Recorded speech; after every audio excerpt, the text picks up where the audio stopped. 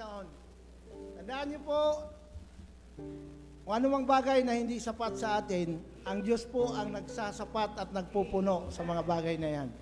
Purihin ang Diyos. Tayo Willie, inganyahan po kita na pumunta rito para sa ating opening prayer.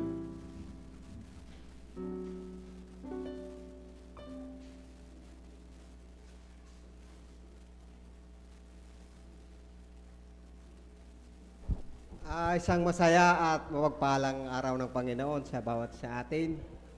Para po sa pag-umpisa ng ating worship service, tayo po muna ay tatayo upang manalangin para hingin po natin ang gabay at patnubay ng Panginoon sa bawat sa atin.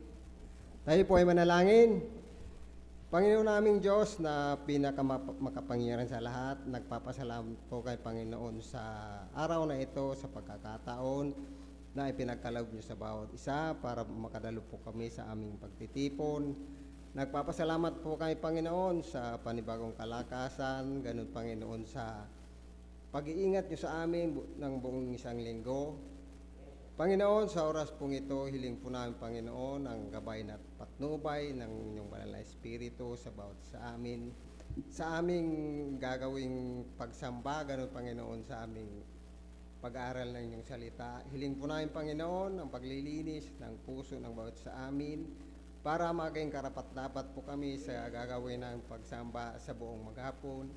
Maraming salamat, Panginoon, sa inyong banal na Espiritu. Hiling po namin na bigyan ko po kami ng karunungan upang maunawan po namin ang aming pag-aaralan. Pinupuri at nagpapasalamat po kami sa patuloy na kabutihan na binibigay niyo sa bawat sa amin. Ito po ang aming dalangin sa pangalan ng inyong anak na si Jesucristo na aming Panginoon at aming tagapagligtas. Amen.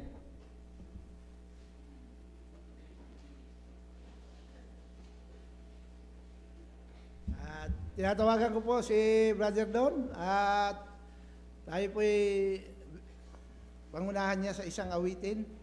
Brother Don?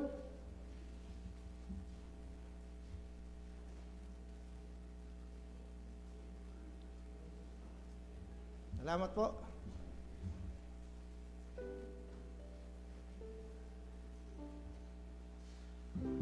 Magandang umaga po sa bawat isa. Inaanyahan ko po ang bawat isa na tayo po ay magsitayo at tumawit po tayo ng lumang hymn na pinamagatang Wonderful Grace of Jesus. Awitin lamang po natin ang first hanggang third stanza. Awitin natin. Dakilang biyaya ng Panginoong Jesus. Wonderful grace of Jesus.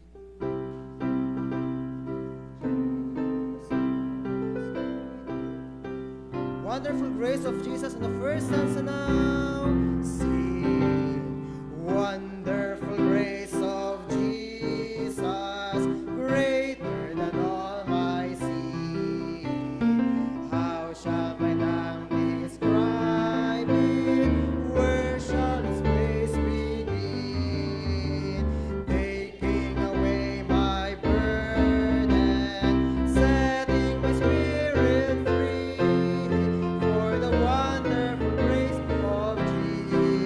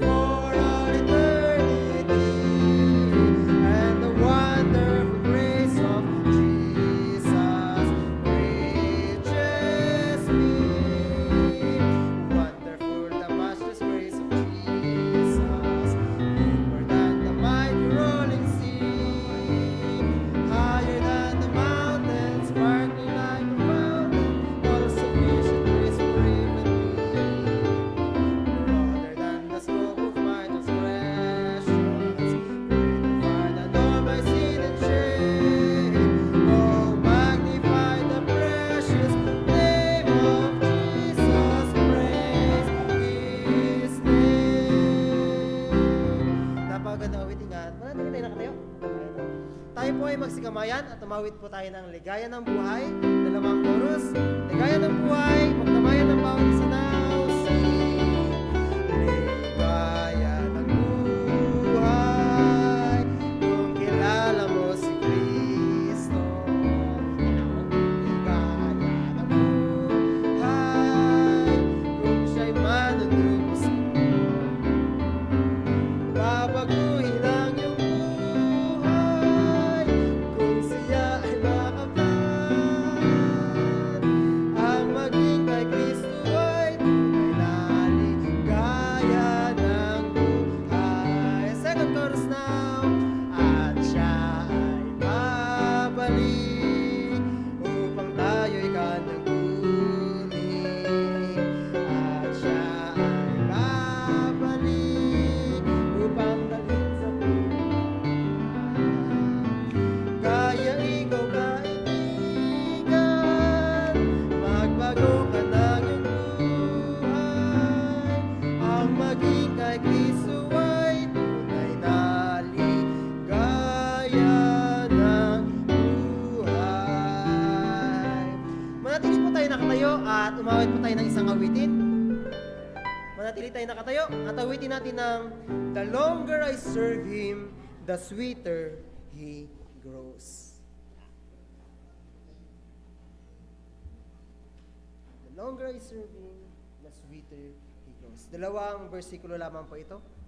At napakaganda ng awitin na sabi dyan, kanina inawit natin, wonderful grace of Jesus na nagpapakita, napakadakilang biyaya ng Panginoon na wala makakapantay noon. Pero dito sa awiting ito ay nag-emphasize na kapag ikaw ay tumatagal sa pagsilbi sa Panginoon, mas lalong tumatamis, mas lalong sumasarap ang pagkakasama mo sa Panginoon. The longer I serve Him, the sweeter He grows. The more that I love Him, more love He bestows. Sabi natin ng first stanza now, the longer I serve Him now, sing, since I started for the kingdom, since my life He controls, since I gave my life to Jesus, the longer I serve Him, the sweeter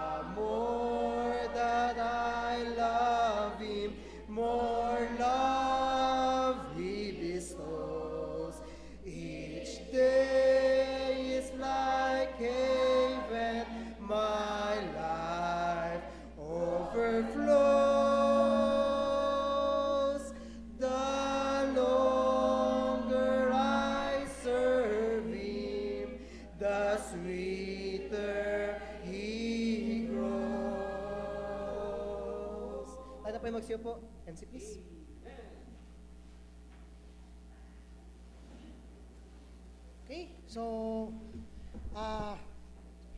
Okay, so let's call ang ating unang magre-render ng kanilang special number this morning. Tawagin natin ng special number ng kids. Okay? Okay? Sige na.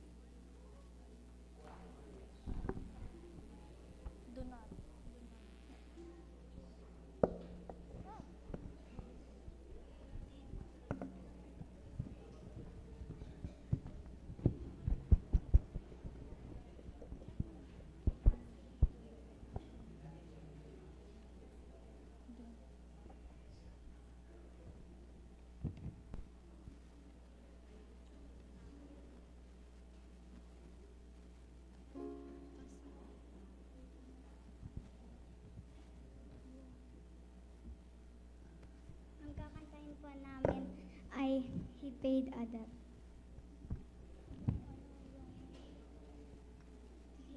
Special number.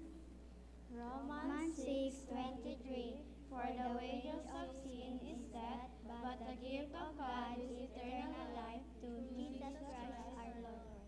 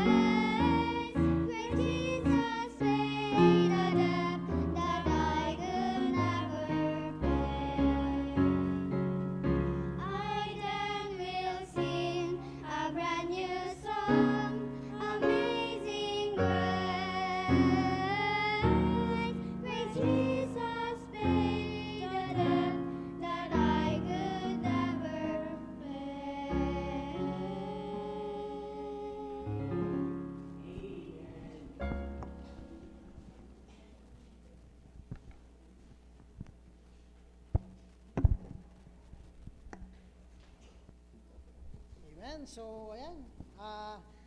Bless ba kayo sa kanilang awitin? Amen. Ang grace ay isang biyaya, no?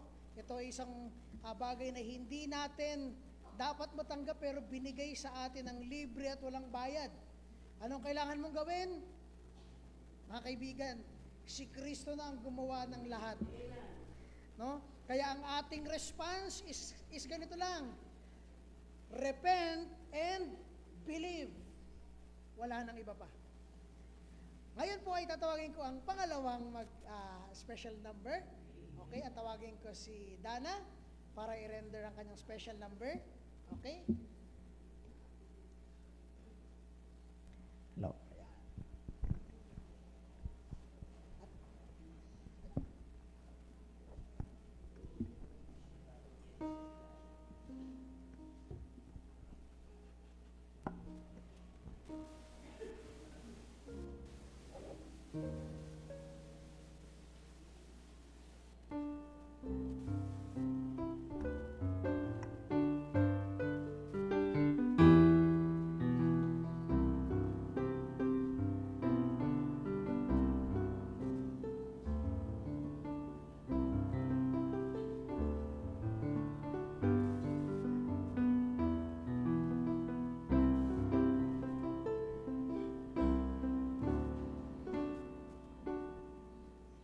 So beaten with the shame, bruised from my past, I felt so broken within. Another broken vessel, life had thrown away. Then all at once the potter picked me up again. His love changed the way you look at me. When I cried out for mercy, He answered my plea. He garnished my soul the day the atonement was made. He picked me up and held me in His loving embrace.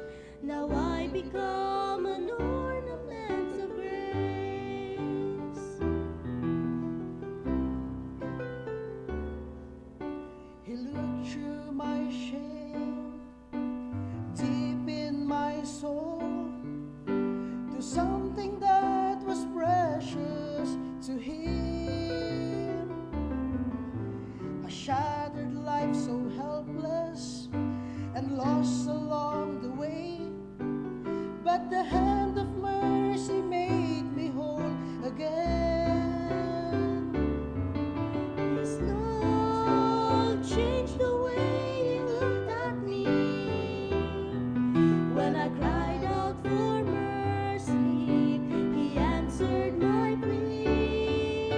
He garnished my soul the day atonement was made.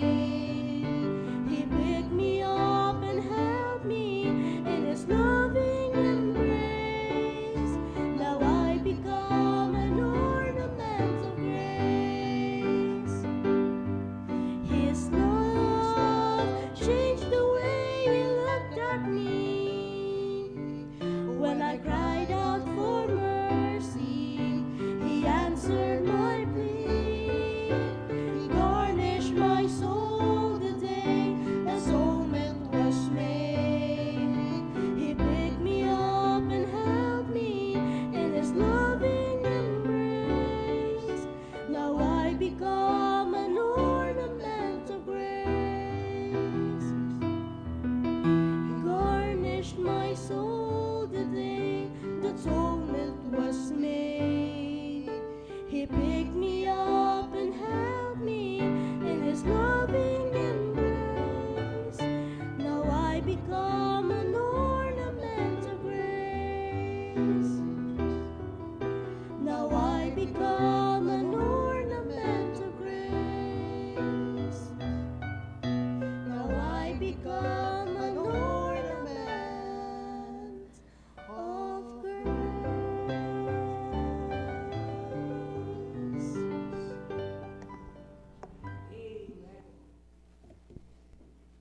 Ang grace, mga kapatid, ay hindi natin nakuha, hindi natin siya pinagtrabahuhan. Kung hindi, kinaawaan tayo ng Diyos sa ating sitwasyon bilang isang makasalanan at binigyan niya tayo ng tulong. Binigyan niya tayo ng helping hand. Tayo ay isang taong nakakabit na lang sa bangin. Inabot ng Diyos ang kanyang kamay. Tatanggapin mo ba ito o hindi? Mga kaibigan, tatawagin ko ang choir this morning para tayo ay mag-awitan ng sabay-sabay. Let's call the choir.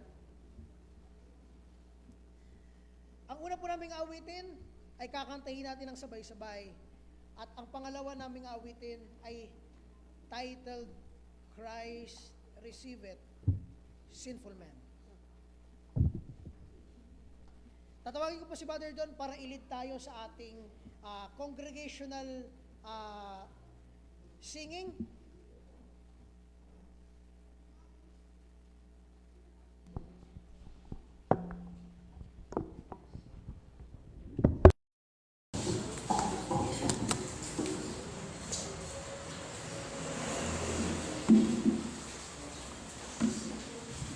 Magandang umaga po sa bawat isa.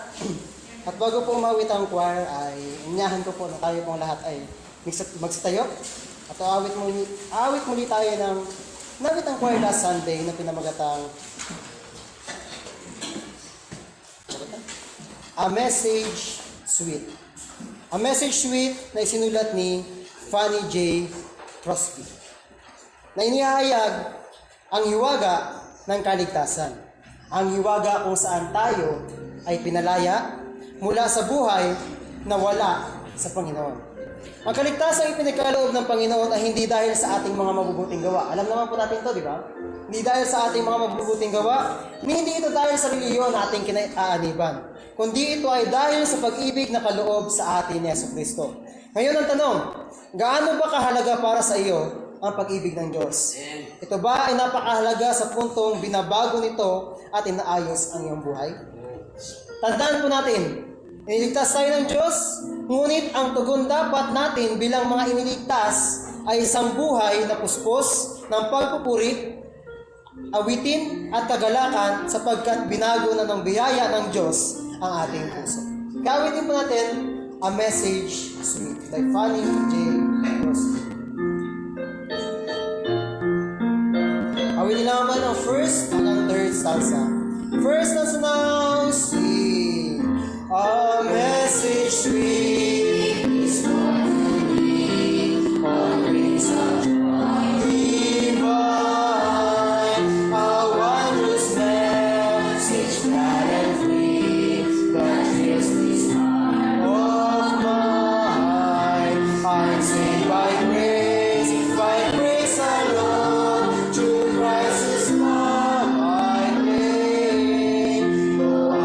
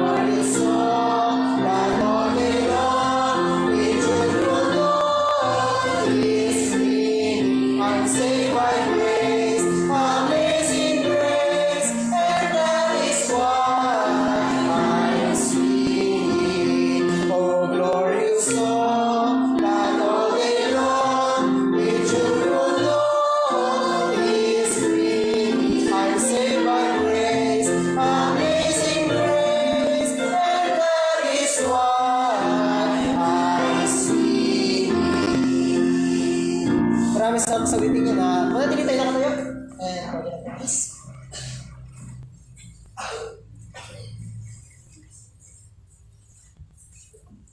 Mark chapter 2 verse 17, babasahin po natin kung may mga Bibles kayo dyan. Mark 2:17, sabi dito, when Jesus heard it, He said unto them, they that are whole have no need of the physician, but they that are sick. I came not to call the righteous, but sinners to repentance. John 6:35, and Jesus said unto them, I am the bread of life. He that cometh to me shall never hunger, and he that believeth on me shall never thirst. But I said unto you that ye also have seen me, and believe not. All that the Father given me shall come to me, and him that cometh to me, pansinin niyo to, I will no wise cast out. Wala ang Panginoong itatakwil sa mga lalapit sa Kanya. Romans 5:8, ipinakita ng Diyos ang Kanyang pag-ibig sa atin in that while we were yet sinners, nagkakasala pa tayo, gumagawa pa tayo ng karumihan sa Diyos, rebelde pa tayo sa Diyos, ngunit namatay ng Diyos para sa atin. Amen. Ang awit po ng choir ay Christ received the simple man. Thank you very much, and we can all sit down. Hindi po ang Diyos naghahanap ng maayos, malinis, busog, at hindi nauuhaw. Tulad ng isang physician, ang may kailangan sa kanya ay yung may sakit. Ang Panginoon ay pumunta para sa mga makasalanan, sa mga may sakit, at kailangan ng kaligtasan. Kaya kung hindi natin maintindihan ang ating sitwasyon sa harapan ng Diyos, hindi natin kakailanganin ang solusyon, ang gamot, ang binigay ni Kristo, kaligtasan. Pakinggan po natin ang awiting Christ, Receive It, Sinful Man by Erdman, New Mister, at James McGranahan. Pakinggan po natin.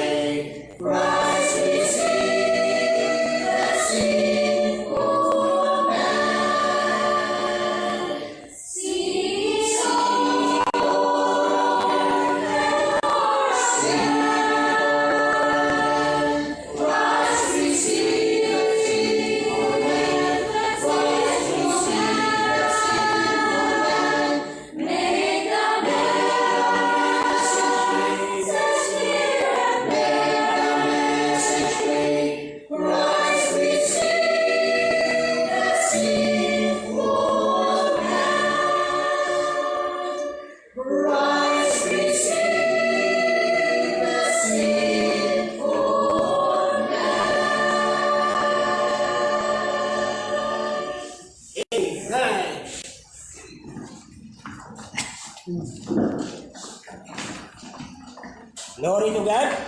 Good morning po. At salamat, choir.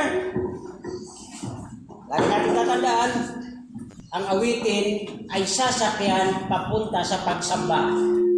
Hindi ang music natin ang pagsamba. Malinaw po? Kaya ang dapat sa atin ay kinakantahan natin ang Panginoon at hindi tayo. Amen?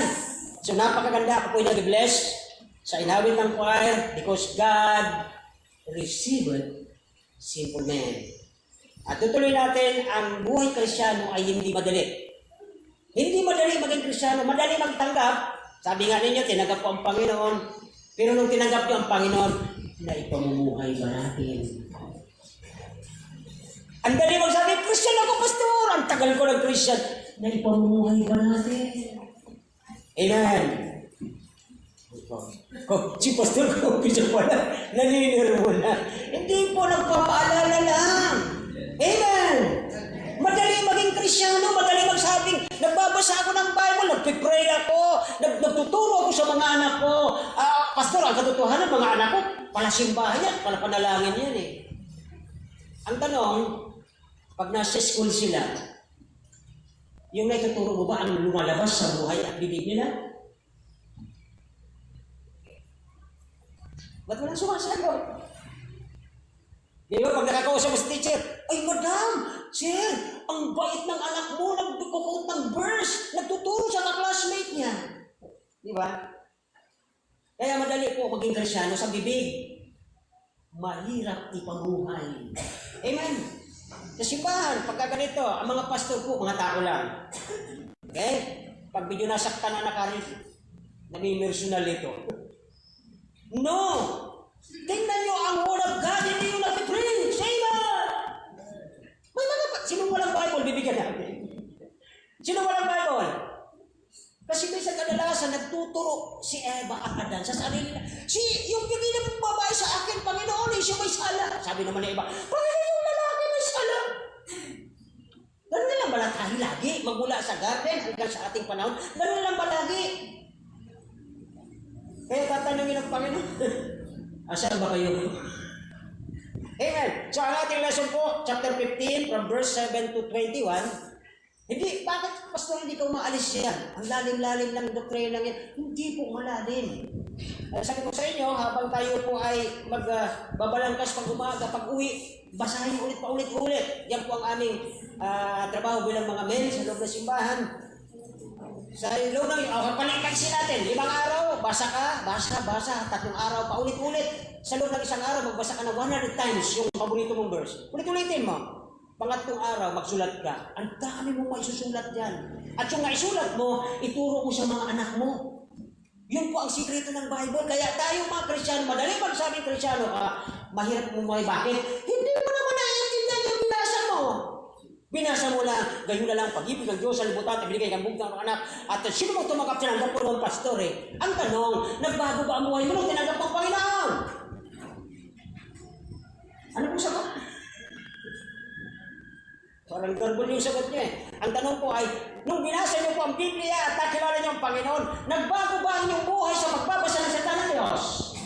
Ay, salamat po ng Diyos. Ganun lang po naman kasikreto yun, kasimple.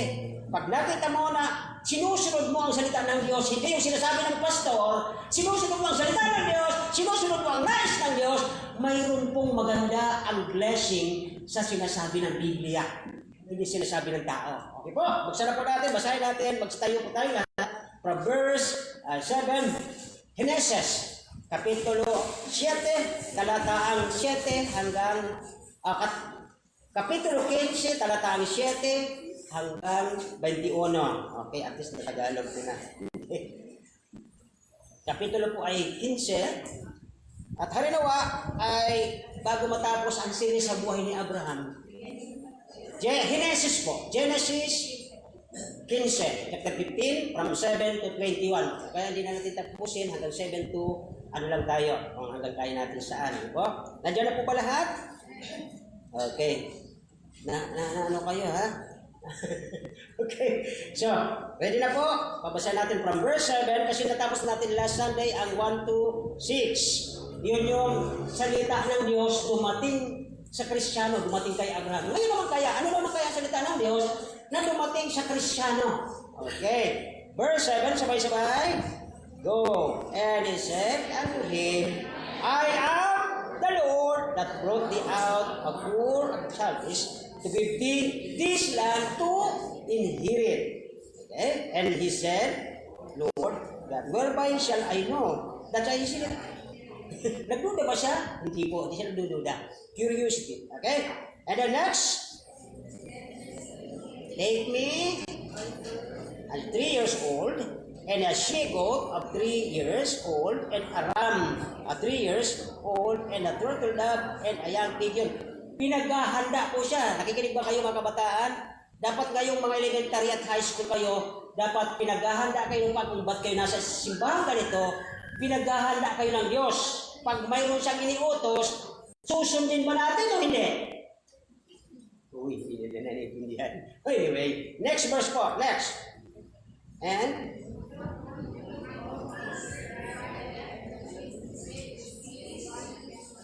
ayan, hinati niya, di ba, in the midst, and laid its piece one against another, but the birds divide hinat. Okay, hindi niya hinati yung mga ibon. Verse 11, and when the fowls came down upon the carcasses, Abraham, ano daw ginawa ni Abraham? Shh! Alis ka dyan, alis ka dyan. Mayroon po siyang ginagawa. Hindi siya yung asarap na ng higaya doon. Okay, next verse 12. And when the sun was, okay, nagsulok na sold out, and nangyayari kaya ito sa buhay natin? And then sabi doon, at pagkatapos, and the deep till sleep. Kadalasan, lalo mga bata, talagang sarap matulog yan. Okay, verse, ano tayo? Verse 13.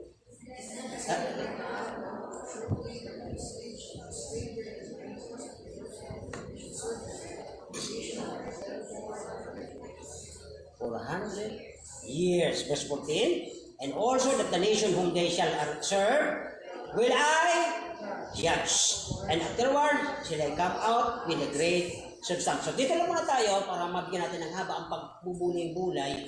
Unawain natin, bakit ba si Abraham tinawag? Bakit ba tayo nagkikita dito? Ang tanong ko po ngayong umaga, tinawag ba kayo ng Diyos sa lugar na ito o hindi? Tinawag kayo, hindi ako nagtawag sa inyo mga kapatid. For your information, wala akong nag-text sa inyo kaninang umaga. Hindi ko sinabi pumunta kayo, kundi ang Diyos tinawag kayo, tayo dito. Okay, tayo po'y manalangin. So bagay ito ang ating pamagat na pag-uusapan ay ang process o ang paglago o ang paging mature natin sa buhay Kristyano. Tayo po'y manalangin. Tingnan niyo, salamat po sa umagang ito na sa kabila ng aming mga nakakasagupang mga problema araw-araw. At alam na yung Panginoon, hindi namin ito kaya. Salamat na lang po sa iyong biyaya at habag at grasya, Panginoon. Nakakalagpas kami sa mga problema namin, lalo na po sa financial namin, nang dahil po sa iyong kalakasan. At hindi po, Panginoon, dito sa amin. Never kami nag-claim, Panginoon, na mayroon kaming kakayahan para ma-solve ang lahat namin mga pinagdadaanan. Pero salamat, Panginoon, ikaw ang Panginoon. Nangako po sa amin na ang sabi niyo po namin sa aming binasa, ang lahi ni Abraham ay aabot ng ilang taon at ilang siglong taon. At ang sino mang kumontra sa iyong mga anak ay iyong pong bibigyan ng justisya. Panginoon, nakikita namin ang aming mga sarili na parang si Abraham din. Tinawag niyo po kami sa lugar na ito. May mga problema din po kami, pero kami, Panginoon, pinangakuan niyo po kami na magtiwala sa iyo, na hindi niyo kami iiwan, ipababayaan man. Kaya, Panginoon, anuman ang aming problema sa araw na ito, hindi man kami nakabalik sa mga dati naming magagandang trabaho, na maganda ang aming buhay, pero mas maganda naman ang buhay namin na nandiyan po sa piling, matindiyaya, na lahat ng aming kailangan niyo po sinusupply, at hindi kami nagkukulang, Panginoon, sapagkat kami iyong tuwa. Salamat po sa mga ito sa buhay ni Abraham, na ang buhay namin sa paglago namin, upang kami masabing kami mga totoong Kristyano, ay pinadadaan mo sa mga testing, sa mga pagsubok upang makita mo sa aming buhay kung sino ang aming pinag-aawakan sa pananampalataya. Ang aming sarili ba? Ang aming bang kakayahan? Ang aming bang magaling? O ikaw na naglalang at mayroong lahat na plinanong maganda para sa mga buhay namin. Dakilang Diyos, salamat po sa mga ito. I-bless mo po ang pag-uusap na ito. Banal na Espiritu, kayo po ang mag-uusap sa bawat isa. Buksan mo bibig ng itang pagsalita. Wala siyang kakayan. Ikaw lamang, Panginoon. Ikaw mataas, mapupurihan, dakilaan sa pangalan ni Jesus. Amen. Amen. Okay. Ito po parang ang buhay ni Abraham dito. Ang dami niya pinagdaanan, di ba? Last Sunday, itong kanyang pamangkin na inaasahan niya at naturuan niya ng salita ng Diyos. Direkta po ang si Abraham nag-uusap sa kang Diyos. Aba, alam mo itong pamangkin niyang si Lot? Kung sino naman yung may tiyuhin, matatag, mature na Kristiyano, kontra naman itong si Lot. Na para bang nung pinagpili ng Panginoon sila kung saan titira, pinili ni Lot yung yayaman kagad siya ng bilyones sa loob ng 1 taon. At maraming Kristiyano, ganyan ang pananaw. Na para pero hindi po masama ang magnegosyo. Hindi masama. Kasi isa yan sa plano ng Diyos. Nang sabi niya, pag kayo ay aking tinubos na sa inyong mga pagkakasala at tumalikod na doon, ibibless ko kayo ng higit sa inyong inaasahan. Hindi masama ang magnegosyo. Pinagpapala ng Diyos yan. Kaya lang ang problema, yung pananaw mo na hindi ka nakatuon sa kalangitan, kundi nakatuon na sa sarili mo, parang ang narcissism. Alam niyo ba ang ibig sabihin ng narcissism? Yung parang naka-attention ang sarili mo sa iyong sarili lang. Panginoon, dapat hindi ako pinanganak sa pamilyang ito. Dapat, Panginoon, maganda ang buhay namin. Dapat, Panginoon, akin to. That is narcissism. Kaya mga kapatid, so parang ito, ang paglago sa buhay ni Abraham, ipinasulat sa Genesis upang tayo'y makaalam na ang proseso ng ating buhay sa paglago o sa pagiging matatag na Kristiyano ay pinadadaan sa mga pagsubok na hindi mo maisip.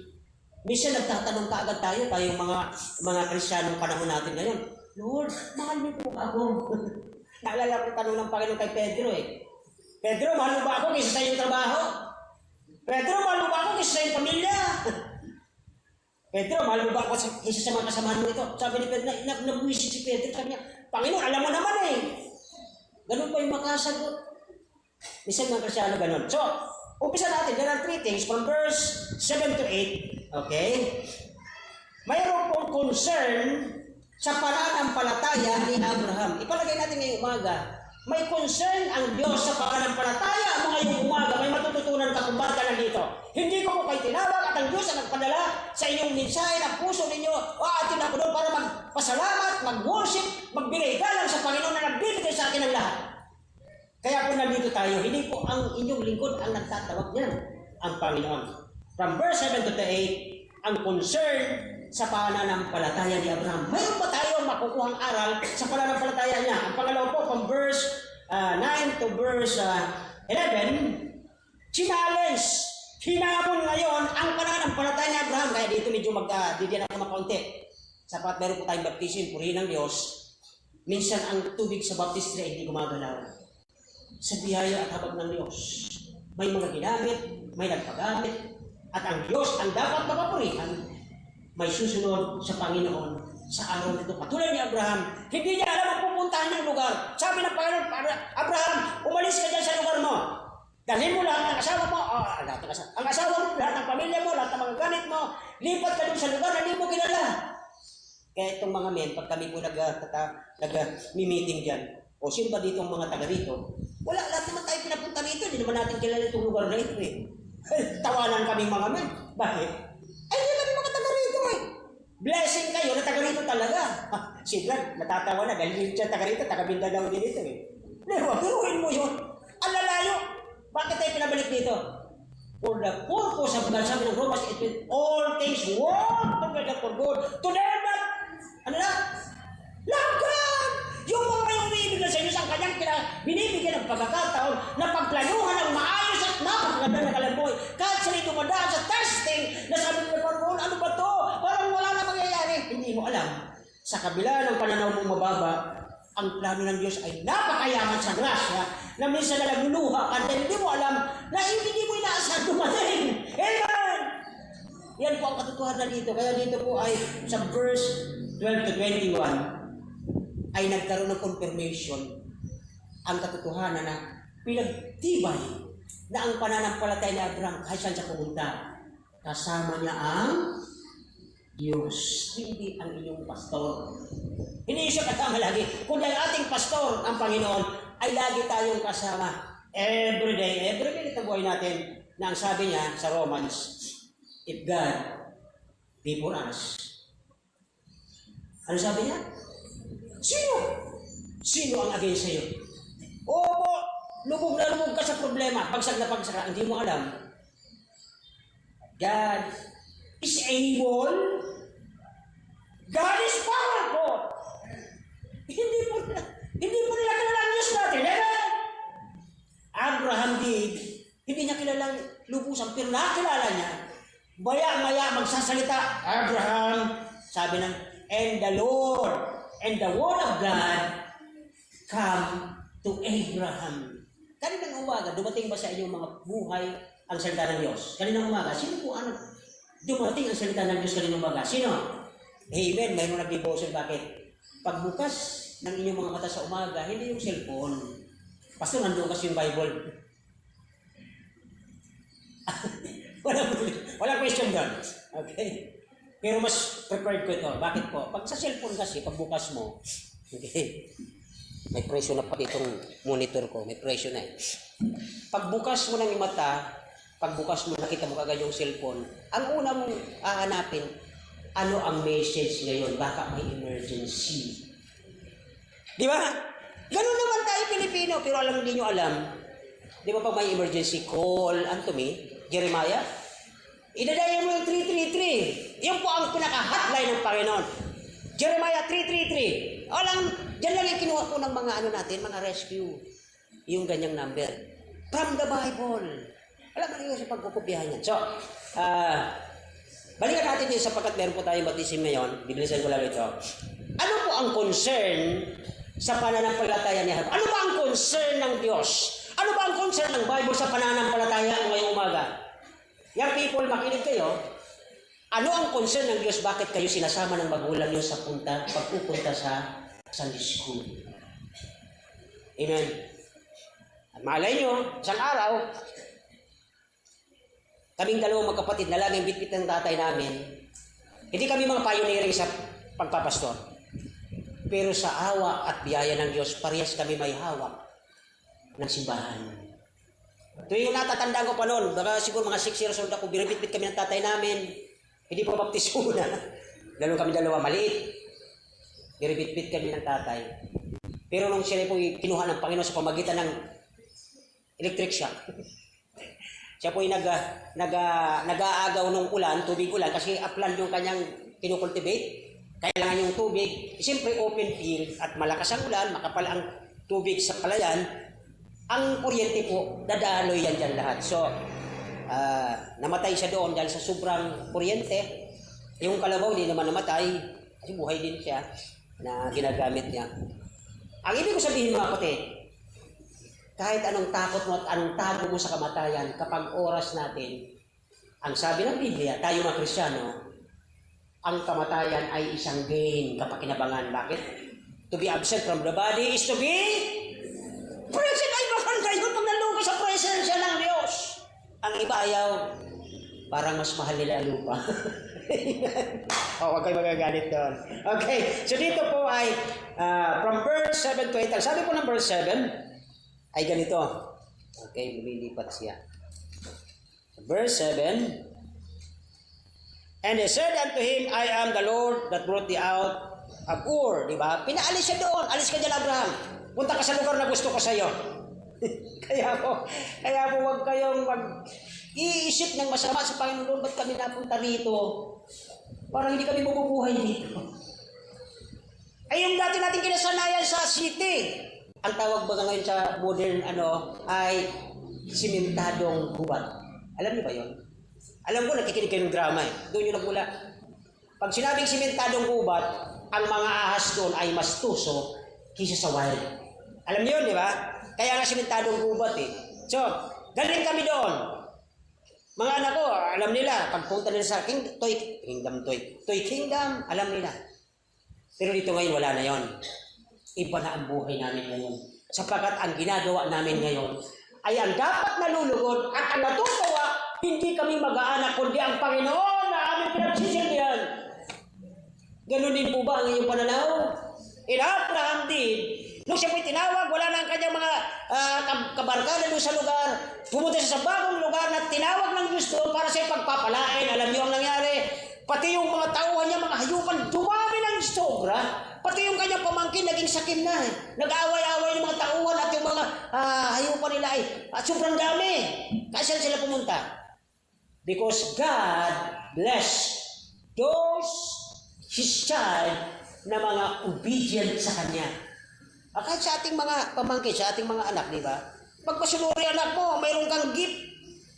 Di ba? May bonus siya eh. O anak, ito. Kasi ang bait mo, masunurin ka. The same with Abraham. Nung siya po'y he obeyed, he became the friend of God. Naging malapit siya sa Panginoon na dahil sa kanyang obedience. Hindi siya nagsalita, wala. Ang panahon ngayon sa social media, ganun eh. Pag inutusan mo, di ba? So dito po ay, sabi ng verse 7, okay? And he said unto him, I am the Lord. Yung pong Lord o yung Elohim, the Tri-One God, the powerful God, sabi niya verse 7, that brought thee out of Ur of Chaldees. Pangalawang paglabas sa mga lahi nila ay ang Exodus. Nung sila naging alipin dahil sa katigasan ng mga ulo, ang Diyos pa rin gumawa. Akala nyo sila ang gumawa ng paraan para makalabas doon sa pagkakalipin. Oh, my friend, no. Alam nyo ang history na nung si Moses ay nandoon mismo, diba, siya ang ginamit ng Diyos, the leader, ay hindi sila makaalis-alis doon basta-basta sapagkat sabi ni Moses, Panginoon, ako ba maglilid sa kanila? I'm not an inakwentang, sabi ng Panginoon. Sino ba nagawa ng bibig mo? Ang tanong dapat doon ng Panginoon sa ano yun, chapter 4 o chapter 5. Nung nagreklamo siya, Panginoon, hindi ako marunong magsalita, utal-utal po ako. Ayaw kong magharap sa hari para palagpasin ang Israel. Minsan, sabi ng Panginoon, sino nagawa ng bibig mo? Sumusunod lang tayo pag nakikita natin na ang Diyos, ginawa na ang lahat eh. Samantalang tayo, nagre-reason out pa rin. At kung ako ang magsusulat doon, halimbawa lang Lord, patawad po. Kung ako lang magsusulat doon sa Genesis na yon o sa Exodus, sabi niya, saan ba nag-aral si Moses? Tanungin ko kayo, sa mga nagbabasa ng Bible, saan nag-aral si Moses? Sa University ng Egypt. Mga astrologers ang kanyang professor. Yan ay mga aral pagdating sa mga sign ng mga bituin. Kaya sabi ni Moses, no, I'm not an inakwento. Ngayon po may mga Kristiyanong ganun din. Hindi nala ako, sila pastor na lang, sila naman ang, hindi lang po pastor, pamilya ng pastor ang tinawag ng Panginoon. Tama po ba ako? Lahat tayo tinawag ng Panginoon. Kung bakit kasama mo ang kapatid mo, kasama mo ang magulang mo dito. Sapagkat tinawag ka ng Diyos for His purpose, not yours. Okay? So dito ay, una, sa verse 7, this is a God's reminder. Bakit po? Nag-open ang Paula sa verse 7, parang open sa writer. Okay? Nag-open po siya sa section with a reminder of who He is sa buhay ni Abraham. Sino ba ang Diyos niyo sa araw na ito? Ang Diyos mo ba sa araw na ito ay yung Diyos na pag ayaw mo na, ikaw ang masusunod? Ang pagkakilala mo ba sa Diyos mo ay yung Diyos mo na, Lord, saka ka na lang, busy ako eh. Ganun ba ang Diyos niya? No answer me. Ganun po ba ang inyong Diyos? Na minsan may pinagagawa ang Diyos, Lord, ayoko niyan. Parang ikaw ang Diyos lumalabas. So, this is a reminder of the personality of God. He is Jehovah, the self-existence one. Na dito po ay pinapaalala si Abraham, sino ba ang kausap mo? Sino ba ang pinagdidilan mo? Sino ba ang kaharap mo? Yun po dapat ang isa sa may turo natin sa mga anak natin, paglalo pa sa ating devotion time. Sino ba ang Diyos sa pamilyang ito? Sino ba ang dapat masunod sa pamilyang ito? Yun po ang pinakilala ni Abraham sa kanyang pamilya, sa kanyang mga taon. Look at the verse, sabi verse 7, and he said unto him, I am the Lord, the self-existing Lord, the Jehovah, okay, that brought thee out of Ur. Pumunta sa Chaldees, to give thee this land of inherit. At itong manahin. Mga kapatid, sa ngayon, wala tayong lupa. maliban sa ibang may mga namana sa mga magulang. Ano ang tinutukoy dito ibibigay sa atin? Alam niyo kung ano to? Ang dapat makikita muna natin, hindi po yung bibigay. Are you listening? Kadalasan sa tao, Lord, may bibigay ka pala. Sige po, atin ako, may bibigay at ang Panginoon sa akin ngayon. Mayroon yatang magandang message ngayon.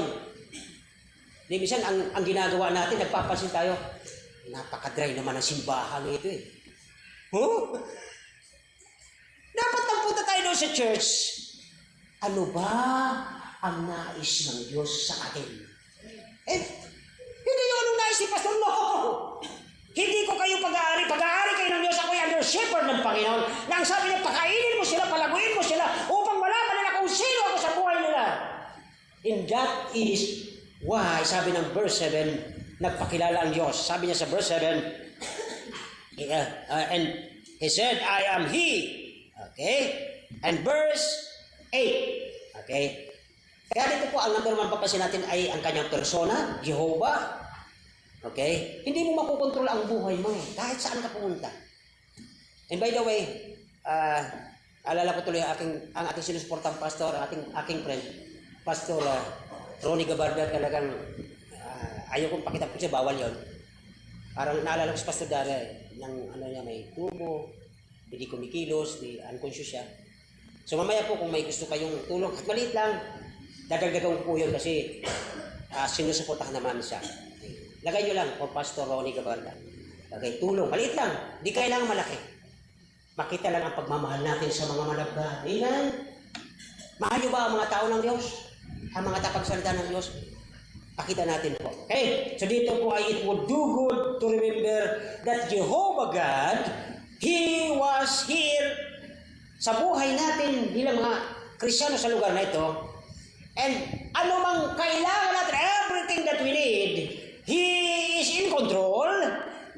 All the things that happen between sa kanyang nais at sa nais mo. Pero ang lagi natin titingnan, mas madalas ang nais natin ang susunod. Di ba minsan pag hindi maganda ang mood mo, ayoko muna ang matin, makikita ko na. Buti lang hindi si pastor ang ayaw na makita eh. Di ba? Hindi ano ito eh. Ang simbahan po ay hindi para sa tao. Amen po ba? Amen po ba? Ang pagsisimba para magsamba, magpasalamat, dakilain ang ginawa natin sa buong linggo. Biruin mo sa biyaya ng Diyos, tayo ay walang ginastuhang malaki tayo na hospital. Iningatan ka ng Panginoon. Amen? So dito ay isang pagpapakilala na pare-parehas that He is in control. Sabi ni Job 42 verse 2, siya ang may control. Okay? Kung gustong ilabas ng ating operator dyan, that God, our Jehovah God, He is in control of our life. Mayroon kang pinagdadaan ng sobrang pait. Nasabi nga natin, yung song in the night na yung alo ng problema hanggang dito na hindi ka na makatingin dahil nandyan na lang, hindi ka rin makaganon dahil aabot. Makakaawit ka, Lord. Salamat that you are able na ipakatapos ng gabing ito, ng dilim na ito. May nabasa kayong dalim doon, di ba? Nung tayo natutulog na, sapagkat wala na siyang ginagawa, magkakatulog na siya, ay dito po ay lahat ng nangyayari between ang kapangyarihan ng Diyos, sabi ng Job 42 verse 2. Okay, hindi nyo nakita. Job 42 verse 2, tingnan niyo po ito. And Luke 1:7, alin niyo po. Sabi ng Luke 1:7, for with God, nothing is impossible. Kay Job naman po, karoon din po. Sabi niya, okay, hindi talaga niya nakita. He is a present God. Akala niyo po kasi pag mayroong problema tayo, akala niyo nalilate ang Diyos. Never ang Diyos nalilate sa iyong pangangailangan. Naalala niyo po yung 300 children. Sino alam ito? Mga bata, narinig niyo ba ang kwento sa teacher ko ng ganito? Isang araw mayroong 300 children na sabi ng hari, kayo ay dapat sasamba doon sa Diyos. Diyos ang ginawa ko, lulod kayo ng umaga, tanghali gabi. Sabi na, hindi po namin gagawin yung mahal na hari dahil alam namin ang aming Panginoon ay mapanimuhan Diyos na makapangyarihan na sa ibuhay. Okay? At sabi nung isa, mahal na hari, kung sakaling hindi kami tulungan ng aming Panginoon, hindi pa rin kami sasama sa Diyos mo. Anong nangyari? Sa galit ng hari, tikas ng ulo nyo ha? Ayaw sumunod sa akin bilang hari nyo? Mga birdogo, hulihin ito. Gatungan ng 10 beses ang apoy doon sa horno. Ihulog ang 3 Hebrew children na ito. Alam niyo nung ginagapos ng mga birdugo, yung tatlo, pagbukas ng pintuan ng horno, ang unang nilamon ng apoy ay yung mga birdugo ng hari. At nung nakita niya nahulog na yung tatlo ng amoy, nasunog. Sabi nung hari, uy, sunog na sila, masilip nga. Pagsilip niya, nagulat, bakit naging 4? 3 lang yung hinulog, naging 4. Because God or the Lord Jesus never late. Sa anumang emergency, di yan na-delete mga kapatid. Proven ko na po yan dito sa lugar na ito. At nang dumating kayo, yun ang proof na ang Diyos hindi kami pinababayaan sa lugar. You know what? Katuwang kayo sa pagpalago ng gawain ng Diyos sa lugar na ito. May kanya-kanya kayong function dyan. So dito po ay, sabi doon, sa verse 7, sa kanyang kapangyarihan, ano po, ay hindi tayo dapat matakot. Okay, pakilabas yung 1 Corinthians 15 verse 10. Dito ang kanyang kapangyarihan nahayan. Si Abraham wala siyang ginawang anuman. Okay?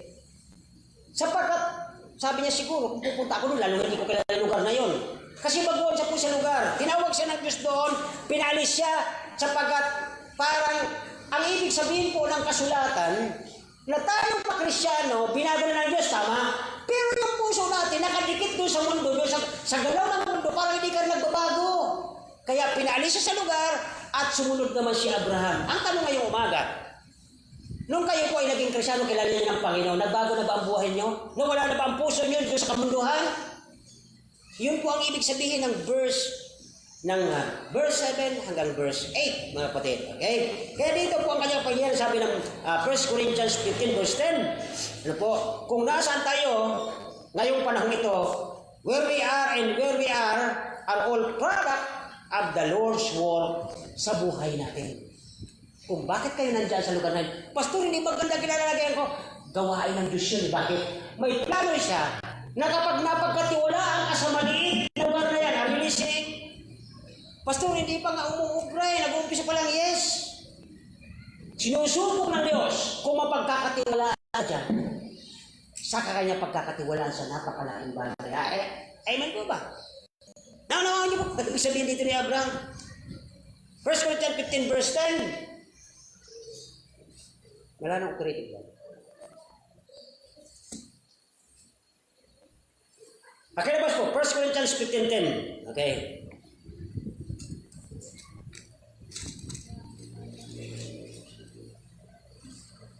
Ang lahat ng nangyayari sa buhay natin ay hindi lingid sa Diyos yan. At pagkatapos sasabihin ng Panginoon, parang di mo ko love. Sa dami-dami ng makasalanan, ikaw lang ang pinili at binago niya. Magsasalita tayo ng ganito. Kaya si Abraham po tahimik pagdating sa bagay na ito. Tingnan niyo po 1 Corinthians 15 verse 10. Sabi niya, subalit sa pamamagitan ng biyaya ng Diyos. Sabi kanina ni David Sunday School, ang grasya ay hindi natin pinagpagalan o pinagtrabahuan. Tama po? Hindi natin deserve ang grace of God. Pero ang Diyos mapagmahal, binigyan ka lang. Pinaawaan ka lang. Kaya sabi niya rito, subalit sa pamamagitan ng biyaya ng Diyos, ako ay ako. At ang kanyang biyaya na binigay sa akin ay hindi nawawala hanggang kabuluhan. Kahit ito po ay naiyak ako dahil parang wala kaming nakakain, pero hindi nyo alam, may pinagagaling ang Panginoon sa bituka mo, kaya wala kang kinain ng araw na yun. Nakakinig ba yun? Akala mo pinapika, wala akong pinapangin, wala kami agal, wala kami tagalin. Yung pala, pinagpapast ka ng Panginoon para yung mga germs doon sa loob ng bituka mamatay para hindi ka magkaroon ng mas malalang sakit. Hindi natin alam yun. Only God knows to His child, to His loved one, kung ano ang nakakabuti. Tama? Hindi natin alam kung ano ang plano ng Diyos. Because sabi ng Panginoon, your thoughts are not my thoughts, said the Lord. So dito ay, sabi ka dyan, ay, sa halip, ako'y naglilingkod ng ano daw? Naglilingkod na? Kung ano gusto ko. Kung anong oras gusto ko dumating. But the Word of God says, ako'y naglilingkod ng higit kaysa kanilang lahat. You know what? Kung anong grasya at anong crown ang bibigay sa akin, hindi yan para sa inyo, kundi para sa akin lang. Tama? Kaya higit ang aking ginagawa. Kasi bakit? Hindi ko pwedeng i-save ang mga anak ko. Ako'y natutuwa sa Panginoon, Lord, thank you. Na itong mga anak ko mayroon ding desire. Na sabi niya rito, ako'y naglilingkod ng higit sa kanilang lahat. Wala akong problema kung mahigitan ako ng mga anak ko pagdating sa pagsaserve sa Panginoon. Huwag lang yung magyabang sila na kanila'y naabot sa lupang ito na wala namang kwenta sa mata ng Diyos. Ang ibang tao at ibang magulang sabi, ang alam mo, pastor, ang anak ko, siya na po ang vice chairperson ng, Philippine Chambers of So and So. Wow! Pagdating kayo sa harap ng Diyos, kilala kaya siya ng Diyos, walang commerce sa langit.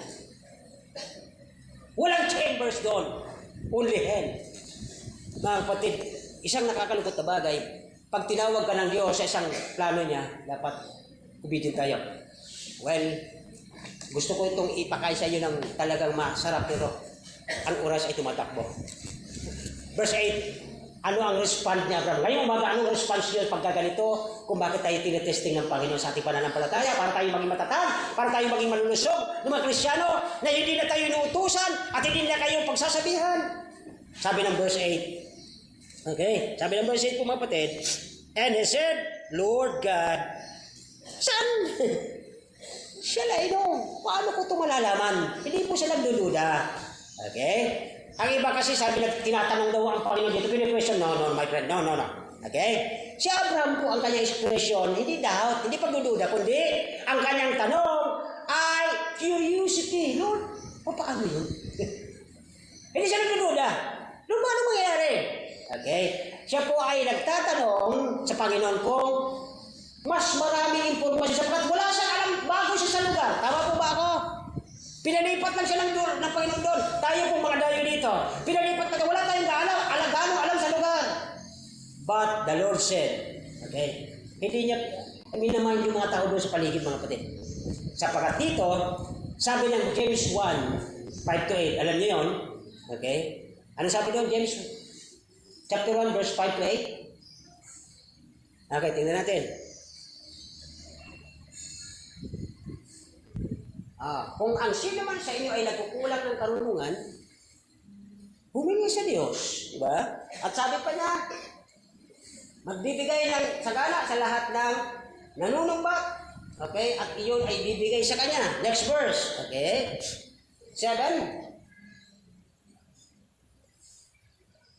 Verse 7. Sapagkat ang tao yun ay hindi dapat mag-akala na siya'y tatanggap ng anong bagay mula sa Panginoon. 8 last. Siya ay isang tao nagdadalawang isip. Si Abraham po di nagdalawang isip doon. Ang tatanong sa paano yung mangyayari, Panginoon, bibigyan mo ako? Unang-una, ako'y matanda na, isis ko ba paano ako magkakaroon ng mga bagay na ito? Kaya dito po mga kapatid, pinakita ng Panginoon, na sabi ng Luke 1:34, na pag nakarinig kayo mula sa Panginoon ng kanyang mga pangangaral sa loob ng salita ng Diyos, mag-reply tayo, mag-respond tayo sa pag-tatanong sa Panginoon, Lord, ano ang ipagagawa niyo sa akin? Hindi kinikwestiyon ang Panginoon sa kanyang ginawa sa iyo. Lord, ano pang pong ipapagawa niyo? Ba't po ito nangyari? Okay? So, kaya dito po ay immediately ba na kayo ay para bang nagtatampo? Lord, parang hindi mo ko mahal eh. Pero si Abraham po ang nangyari sa kanya, paano ito? Parang curious lang siya. Naghihingi pa siya ng maraming pag-informasyon. Number 2, verse 9 and 11, ang sabi po doon, ay hinamon ang pananampalataya ni Abraham. Malamang sa umaga ito mga kapatid, matagal na kayong Kristyano, pero every time na may problem, hinahamon kayo ng Diyos. Ano ang reaction mo pag mayroon kang immediate na problema na parang nagugulat ka? Look at verse 9. Sabi ng verse 9 dito mga kapatid, okay? And he said unto him, take me an heifer. Pinaghahanda siya mga kapatid, number 1. The challenge of preparing your heart. Hinahanda kayo ng Panginoon sa mga bagay na ito eh. Ang napansin ko po huwag kayong ma-open sa akin, napapansin ko, yung mga matatagalang Kristyano, imbes na i-prepare ang kanilang puso pag nasa church, nakapokus sila sa maliit na bagay na pag sila ay tinamaan, na-open. Ganun ba dapat? Na dapat ang sabi niya po sa verse 9 and 10, sabi ng Panginoon sa kanya, ipaghandaan mo ako. Dapat anumang mangyari sa ating mga buhay, sa buhay Kristiyano sa panahon ito, hindi mo naman nakukuha na yung dati binigay, mga kapatid, hindi lang naman po kayo, kami din eh. Pare-pares kami may trabaho ng araw. Maganda ang buhay doon. Pag order mo, andyan na. Pag nagano ka ng card mo, pakita ka lang ng card mo, bibigyan ka. Ganun ang mga tao doon sa metro. Diba? Sa Metropolis. Pero alam niyo mga kapatid, mas maganda sa lugar na ito. Kung akong tatanungin, bakit po? Ang daming challenge dito. Bakit? Ang challenge dito, kapag ka wala ka, magtiwala ka sa Diyos. Nandoon ang challenge. May mga negosyante tayo. Ang prayer natin lagi na sila po ay umasinsunod. Mga kapatid, challenge sa pananampalataya yan eh. Kaya dito ay, una, the challenge of preparation. Una, magprepara ka sa sakripisyo. Bakit? Minsan ang buhay mo okay, minsan hindi. Kaya dapat maging sakripisyal ang iyong pagsunod sa Panginoon. Oo nga, wala kang pera ngayon, may problema ka pa, may kung ano-ano ka pa, tapos mga bata hindi pa nakikipag-cooperate, ang titigas sa mga ulo. Alam nyo, dapat mag-prepare ka sa sakripisyo bilang leader. Ang di mo napapansin, na dahil sa nagmamaktol ka, ang di mo napapansin yung nasa likod mo. Kaya ka nga nandun sa pananampalataya dahil sa kanila, kung lilingunin mo sila, may mga problema na sa nila nagsasalita yan. Bakit? Si Papa nga, si Mama nga. Tapos tuturo mo kung sino. Oh, my friend, no. Mag-aral kayo. Akala nyo sa mga anak natin, walang mga isip yan? Matatalino yan. Amen! Amen! Huwag kayong ganyan. Hindi ang simbahan ito ordinary katulad ng pinagsimula ng Pilipinas. Labo-labo. Mayroon tayong Diyos na nagpupuntul sa bawat isa. At kapag nakita ng ating mga anak at mga apo ang ginagawa nating mga leader, kala mo pasimple ka pa. Kala mo, di ko alam yan. Ikaw nga, ginagawa mo, ako pa. Tapos ako uutusan mo. Amen! Mahirap yun, mga kapatid. Nag-o-observe yung mga yan. Akala mo, safe ka? Lalo na yun, nag-o-observe yun. Ewan mo ba? Nag-o-observe yan every minute ng buhay mo. Tapos, inilagay ka dyan bilang tatay. Inilagay ka bilang nanay. Tapos, ganun ginagawa mo. Kayo nakakaalam. The challenge of preparation. Are you preparing the heart of your child to be a worshiper? O baka ikaw ang nagsisimula na lumayo sila sa pagsamba? You know what? Sige anak, mag-aral ka. O pag Sunday, sabihin ko lang pa Sunday ka atin kasi may ano kayo, may assignment. You are preparing your child to be hindi niya igagalang ang Diyos pag Sunday. Bakit? Pinapayagan mo eh. Di ba? Say amen. Mahirap yun mga kapatid. Sabi niyo, Kristiyano kayo ako. Huwag muna tayo magbilang. Huwag muna tayo malaki. Lord, have mercy on us. Isang araw darating ang Panginoon, kukunin. Tuwa kayo, nandiyan ang Panginoon, tumunog na ang trompeta. Paglingon mo, wala kang kasama. And why? Bakit? Kasalanan mo. And Abraham did what God told him. Yung sinabi sa kanya, sinunod niya lang. Amen? Hindi ko sinasabing mawala kayo pag araw may transaction. Hindi. Ang pinag-uusapan natin is obeying God para mag-mature ka doon. Hindi magdadahilan tayo. Sabi ng verse, ang ibig sabihin po nitong verse 9 and 10, kasi marami ako tinignan ng mga commentator sa Bible. Ang ibig pala sabihin yan, okay, ito yung covenant. Pag nagko-covenant pala sa Old Testament, ganon, hahatiin, lalakaran yan, may sukat po yun. At pagkatapos, ang ibig sabihin pala nito, hahatiin ang animals, i-arrange po ito sa bawat piraso, lalakaran ito sa gitna, ang kanyang paa, susukatin. Halimbawa, apit kasi ang paa natin, isang foot, 12 inches yan, susukatin yan, and walk between. Lakad siya sa gitna ng mga ito, at ang pirasong ito together, nagsisimbolo ng sacredness, ng dakilang paggalang sa iyong usapan sa ang Panginoon, at nagsasaka ang salita ng tao. Kaya ngayon mga kapatid, ba't ako sasalita ng ganito? Nung bago tayo maligtas, Lord, mahal na mahal kita. Ngayon, anong sabi mo sa Panginoon? Parang hindi mo ako mahal, Panginoon. Tingnan mo, nangyayari sa akin, hindi mo ako tinutulungan. Ha? Nasaan ang iyong bawal, ng iyong sacredness, ng iyong preparation, ng iyong pagsusunod sa Panginoon? Ang ibig sabihin po nito mga kapatid ng mga maraming mga dalubhasa, okay? Ito po kung gusto isulat, ang ibig sabihin pala ng hinagdang ito, verse 9, 10, 11, may sukat yon, lalakaran mo sa gitna, ipinapakita mo, ang ibig mong sabihin ganito, may I be like one of this animal. Maging katulad ako ng mga animal na ito, hinati ko, if I break my part of the covenant.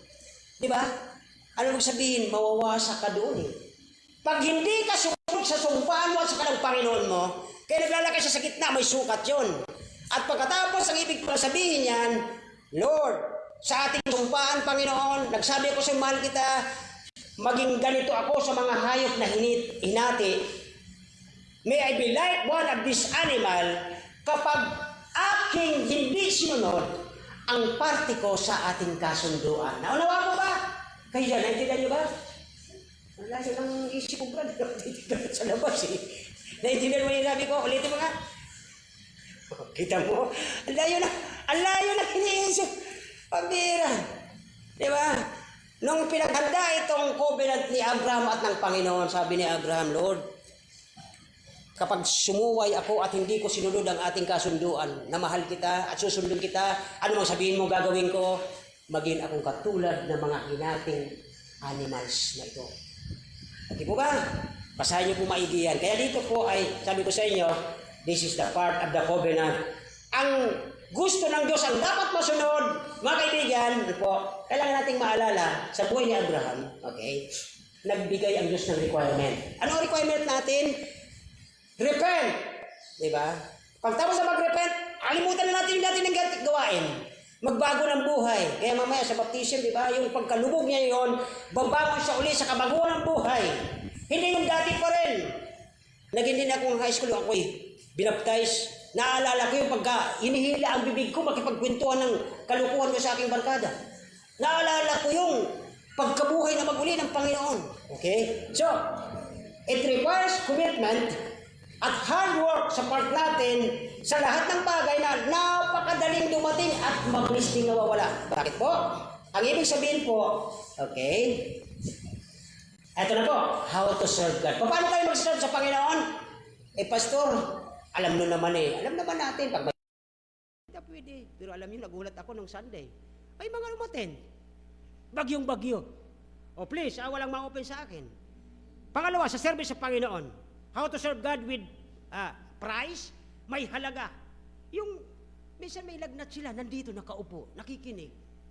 That is the price of their service. Sapagkat nangako siya sa Panginoon, Panginoon, I will serve thee. Ano man ang mangyari. Kaya dito po ay, it requires commitment to some of our brethren. Ang gusto ng Panginoon is our best. Nakareserve po yun para, alam niyo po yun, yung kantang yon. Sino kumakanta madalas yun? Hear ye the master call. Give me thy best, di ba? For it, great or small, that is His best. Hindi yung pag medyo maliit, nagmamaktor tayo. Pag medyo malaki, nagpapasalamat ka. Anong klaseng service yun? Okay, di ba? The price of His service. Ano po ang price ng service niya, mga kapatid? Number 1 is prayer. Holiness, mahirap po itong sundin. Lahat tayo nababagsak dyan. Separation, ay lalo na. Hindi dapat tayo nakikihalubilo, pero dahil sa ikaw ay isang, may mga opisyal tayo ng gobyerno dito, kasama ka doon, pero alam nyo, ito po ang maganda sa mga opisyal natin sa gobyerno. Nandun sila kasama nila, pero kakaiba ang kanilang kilos, napapansin sila, nagtataka sila. Tama? Yun po dapat. Hindi yung parehas din ang lakad niya, parehas ang lakad. Hindi dapat. Napapansin po. And then, ano pa yun? Obedience. Yan po ang price ng ating pinaghahanda tayo sa challenge ng preparation ng Panginoon. Sa verse 9, 10, 11, dapat ngayon pa lang maituro mo sa mga anak mo paano ka magkakaroon ng sakripisyo para sa Panginoon para pagdating ng panahon, matibay ka sa pananampalataya. Ano mang dagasan ang panahon sa iyo, hindi ka mawawala sa pananampalataya at hindi ka ma-open sa Diyos, hindi ka ma-open sa simbahan, hindi ka ma-open sa pastor. Amen. Dapat i-preparation ng paghahanda. Kasi ngayon po, para bang ang pananampalataya ay easy-easy, oh my friend, no? The life of Abraham ay maraming ituturo sa atin. Verse 11, that challenge of protection. Ano po ang protection niya dito? Okay? Nag-meet sila ng Panginoon, nag-uusap sila. Okay? Sabi doon, nung hapon di ba nandun yung mga hayop? Inalay niya. Aba, dapat doon nakatulog na si Abraham dahil nagpagod siya. Diba? Gabi pa siguro siya naghihiwa. Yung mga hayop at yung mga may mga may sukat po yon, kaya makapagod yon. Ay kung ako siguro tulog na nung panahon na alam nyo, hindi po siya inaantok. Binabantayan nyo yung kanyang mga handog sa Panginoon at ang kanyang covenant. At nung dumating na yung oras na nandun na yung mga maninira, yung mga asar dyan sa labas, puro kayo simba, maghapon kayo, tingnan nyo yung di ba? Binubugaw ni Abraham yun. Shh, shh. Anong verse po? Tingnan nyo sa inyong mga Bible. Saan binugaw ni Abraham yung mga maninila, mga mansisira ng panampalataya, mga pampahinang loob, mga kaaway ng Panginoon. Anong verse? Verse? Okay. Kaya dito po napaganda mga kapatid. Okay? Anong ibig sabihin yan? The challenge of protection. Okay? Yung vulture na to in the world will come against you. It will devour you. Okay? Yung ginagawa ng Diyos sa buhay niyo na maging matatag ka, aba, kaopisina mo, gaganunin ka, ililipat ka ng hindi mo magugustong pwesto, sa school, isichapuera ka, at kung ano-ano. Many vultures sa panahon natin will try to take away your time from the Lord. Number one, your time, alisin ka. Bakit? Busy ka sa panunood. Di ka nakapagdi-devotion. Pangalawa, aalisin ng mga vulture na ito ang iyong oras, ang iyong time, ang iyong treasure. Magiging makasarili ka. Mga vulture yan eh. And your talent. Imbis na nagpupuri ka na may talent, sasabihin ng vulture, kakainin niya yan. Mawawala yan sa iyo. Kaya dito po ay the challenge of protection ng sa buhay ni Abraham ay hindi ito pwedeng agawin. Binubugaw niya, shh, alis kayo dyan. Hindi kayo po pwede rito sa aming sumpaan ng Panginoon. Mahal ko ang Panginoon. Ano man mangyari sa akin, mamulubi ako, wala akong makain. Pero hindi nyo maagaw sa akin ang aking priceless service to my Lord. Ngayong panahon, wala na eh. Buksan nyo po ang AI. Ang galing niya. Gusto mong maging maganda simbahan mo? Huwag kang magtatakel ng sin. Lagi mong kikilitian ng mga members, magpapakanta ka na yung nakakaindak. Kay hirap nga. Diba? Yun ang gusto ng mga worshiper ngayon. AI. Para may maganda kang simbahan. Yung pag-una pa lang ng istropa ng kantahan nyo, tumatayo lang, yes, amen! Praise the Lord! Pagkabukas nakaproblema, malungkot, hindi makapaglaban sa pananampalataya. Bakit? Emotionally stirred Christians. Hindi po dapat ganito ang ating ugali bilang Kristiyano, tagasunod ng Panginoon. And last but not least, mga kapatid, okay, the challenge of patience. May pasensya si Abraham doon, mga kapatid. Verse 11. Pakilabas yung verse 11. Sabi ng verse 11, and when the fowls came down upon the carrots above, drove them away. And tapos dito po ay, ang sacrifice ready na. Binabantayan po ni Abraham ang kanyang sarili at baka hindi niya magawa ang kanyang pangako. Amen po ba? Mga young people, kayong mga bagong tanggap sa Panginoon, kasi kayo, pastor, medyo, po, pero hindi madali. Ang mga bago pa sa Panginoon, ay matibay, maiinit yan. But dito si Abraham po, mayroon po siyang tinatawag na guarding his faith, guarding his service. Baka naman mas marami na siyang service doon sa labas, sa school, sa opisina, at wala na siyang service sa Panginoon. Bakit? Mas gusto niyang sundin ang kanyang boss kaysa sa Panginoon. Is your service ay maganda sa mata ng Diyos o sa mata ng boss mo? Amen? Hindi po ako sasabing mali yun dahil kailangan mo sa boss mo. Binigay ng Diyos yan. Ang ibig sabihin lang po dito ni Abraham, he was challenged of his patience. Pagod na ako eh. Wala akong tulog. Praise God kung nagagawa mo ang iyong sakripisyo. Amen? Amen po ba? Pag nagagawa mo, marami ditong mga nagpanggabi. Alam ko yan.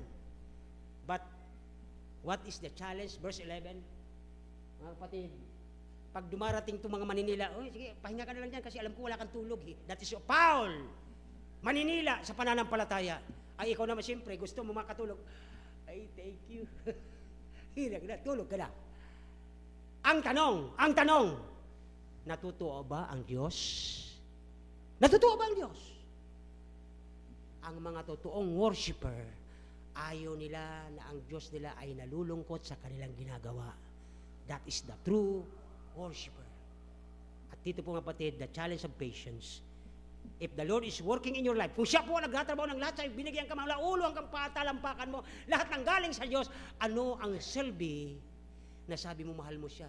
Patunayan mo. Patunayan mo kung anong mayroon ka, galing sa Diyos, patunayan mo. Pasalamatan mo siya. Amen? Amen po ba? Patunayan mo. Last but not the least, ito yung pinagtibay, the confirmation of his faith ni Abraham. Pinagtibay, pinatunayan, or magpatuloy. Verse 12 to 21 ay makikita natin ang mga bagay na ito.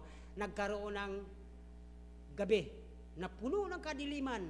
Anong verse? Kayo po tumingin. Anong verse? Dumilim ang paligid. Kasi naghihintay siya. Di ba? Andyan na yung mga ibon, kinakain na barang. Ano, tagal naman ng Panginoon. Kaya minsan tayo mga Kristiyano, itong simbahan na to, aircon, tagal na kaya, hindi pa umaandar. Hindi po dapat tayo magmadali! Because God is in His right time. Amen! Ay, may sabi yata ako masama. Iba tingin niyo sa akin. Look at this, mga kapatid. Darkness na cover. Sabi niya, wala na. Wala pa rin ang Panginoon, gabi na. Paano na itong mga kakainin na ito ng mga, ano yung daga sa pulanggi? Ano? Bakbo! Natatawa ako sa pangalan ng pulanggi. Ang daga sa kanila, bakbo. Kakainin ng babo yung handog. Okay. Sabi ni Abraham, ano ba yung Panginoon? Madilim na, wala ka pa. May mga babo na. Okay. Babo. Now, dito mga kapatid, the darkness, number 1, nabalot si Abraham ng kadiliman. Mga kapatid, baka dumating sa buhay mo, nagkaroon ka ng, nagdilim yung paningin mo. Di mo napansin, galit ka na sa church. Galit ka na sa mga kapatid mo sa church. Dumarating yun mga kapatid. And Abraham did. Nagkaroon ng kadiliman ng buhay niya, bigla.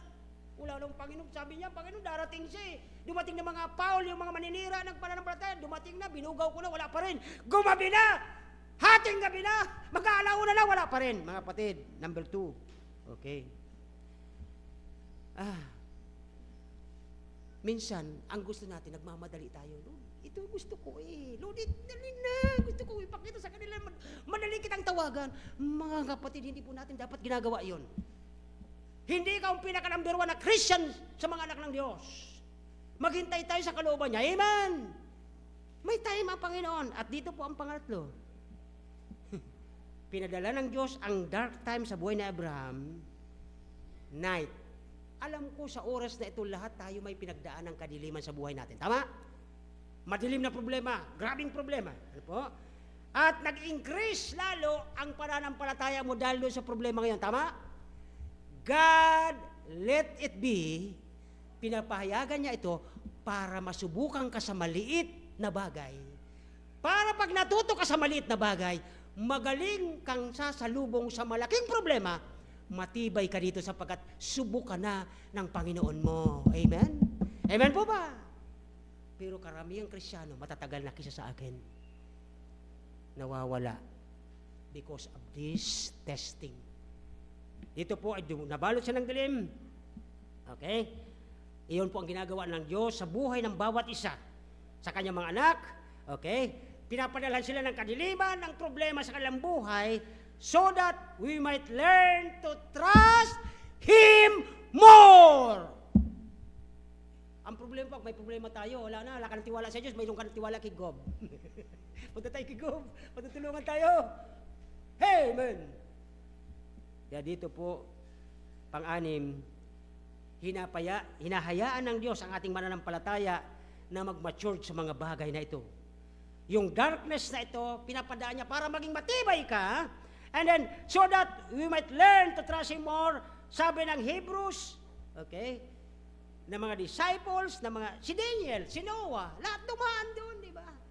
Biruin mo si Noah, ilang taon siya nag-preach, gumagawa pa siya sa araw o sa gabi, overtime siya doon sa arka, sa umaga magpipreach siya na, ay, may kasi yan po ang illustration ko kay Job, naubos yung kanyang buhok, alam na naman yan, at pagkatapos, ay, hindi pa rin dumarating yung ulan, pero alam nyo, after ng ilang panahon, eto na yung ulan, saka lang yung mga tao nagsipagsunod. And the face of darkness, nag-ulan, nagbaha, at lahat na.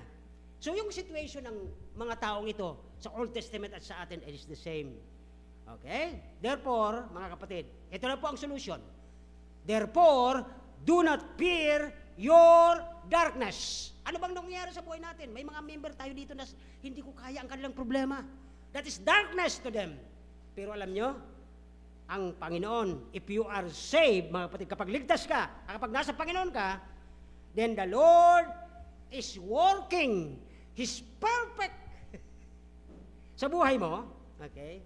And then, He will make you grow in grace, yung magkakaroon ka ng maturity sa ating buhay, okay? Nakakatulong ang mga kadilimang ito sa buhay natin. Bakit? Nagiging kang strong sa pananampalataya. Amen po ba yun? Amen po ba? Baka di nyo pa rin naman yan. Tapusin ko na po ito. Sa pangatlong ito, yung confirmation nito ay ang detalye. Alam niyo po ang detalye, 13, 14, 15, 16. Okay? During the time of darkness sa buhay ni Abraham, the Lord came and tell him of His plan to His children. Yun, sinabi niya yung plano. Ang plano mo, kahit ilang generation yan, at sasakupin sila, aawayin ko sila. Sabi niya, I will judge them. Hindi nila maano ang kanyang mga hinirang, yung mga lahi ni Abraham. So dito po ay, mga kapatid, ang tanong ko po sa inyo ngayong umaga, okay? The grace of the blessing of God. Okay?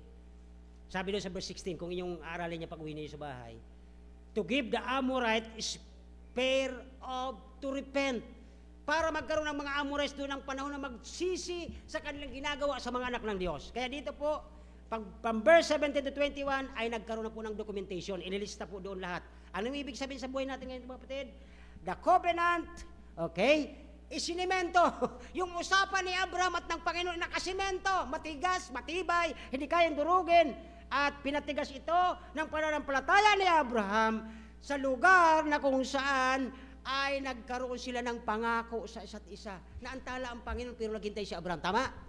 Kayo ba pag mayroong hiningi sa Panginoon, paghihintay ba kayo o nauuna na kayo? Yan po ang mga mensahe ngayong umaga, mga kapatid. The promise of Abraham, salamat sa Diyos ng pangako kay Abraham na ang kanyang pananampalataya ang nagpatibay sa kanya. Ang pangako ng Diyos, sabi ng Panginoon, if you will, then I will. Kung kayo ay mananampalataya, then I will bless you. Sabi ng verse na ating tinignan. Kaya dito, mga kapatid, ngayong umaga, ang tanong po sa inyo, kumusta ang pananampalataya sa Panginoon?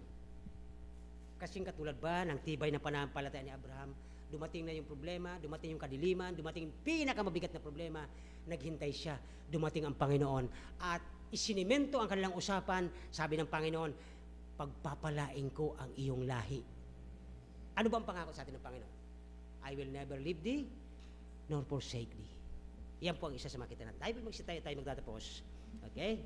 Ang Panginoon, mga kapatid, okay, ay naghahanap. Ang Panginoon ngayong umaga naghahanap ng mga taong simple na mananampalataya at magbibilib sa Kanya.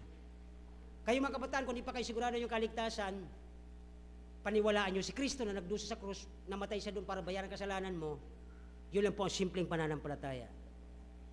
Ang Diyos ay naghahanap ngayong umaga ng mga tao na Kanyang mapapalago sa pananampalataya, hindi yung magkukontra sa Kanya, magmamormor sa Kanya.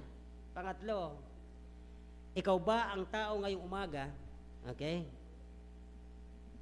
Gusto mo ba ang plano ng Diyos para sa iyo. Yung pinagdadaanan natin ngayon, plano ng Diyos yan para sa iyo. Wag mong ikainis yun. Plano ng Diyos yun para maging matibay ka. He will more pagpapalain ka na, lalo ka pang tumibay sa pananampalataya. Okay? Magsisimula yan sa atin kung tayo obedient to step up our faith. Pero kung paulit-ulit ka lang, stagnant tayo doon. Okay?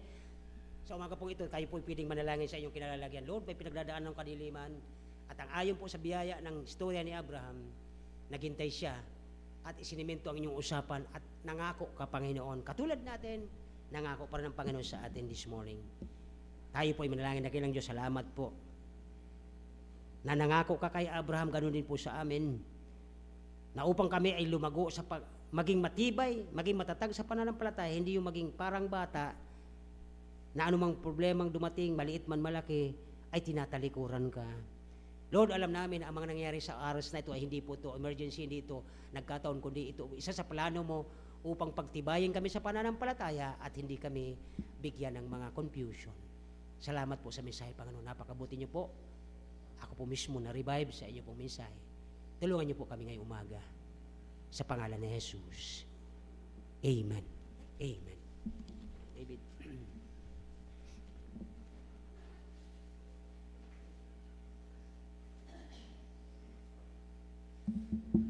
Okay, at magpapatuloy na po tayo.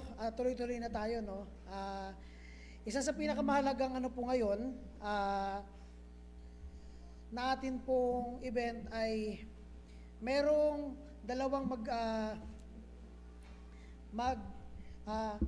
share ng kanilang pananampalataya bago tayo pumunta sa ating baptism. One very important thing sa lahat ng mga members na nandito, pakinggan ninyo ang pananampalataya ng dalawang ito at ang kanilang deklarasyon ng kanilang faith, no? So, ano tawagin natin ang una? Sige, yung pinakamatanda na, halika na dito, Brother Eman.